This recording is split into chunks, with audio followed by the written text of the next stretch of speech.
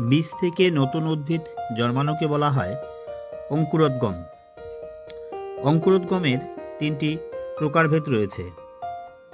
এগুলি হলো মৃদগত, মৃদভেদী এবং জরায়ুজ অঙ্কুরোদ্গম। যে সকল বীজের অঙ্কুরোদ্গমের ক্ষেত্রে ভ্রূণকাণ্ড প্রথমে মাটি ভেদ করে উপরে উঠে আসে, সেই ধরনের অঙ্কুরোদ্গমগুলিকে বলা হয় মৃদগত অঙ্কুরোদ্গম। যেমন ছোলা, ধান প্রভৃতি বীজের অঙ্কুরোদ্গমের ক্ষেত্রে ভ্রূণকাণ্ড প্রথমে মাটি ভেদ করে উপরে উঠে আসে।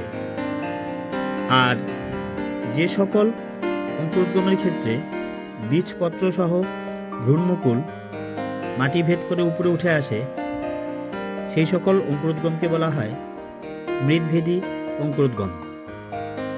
যেমন কুমড়া, তেঁতুল প্রভৃতি বীজের ক্ষেত্রে এই ধরনের অঙ্কুরোদ্গম ঘটে।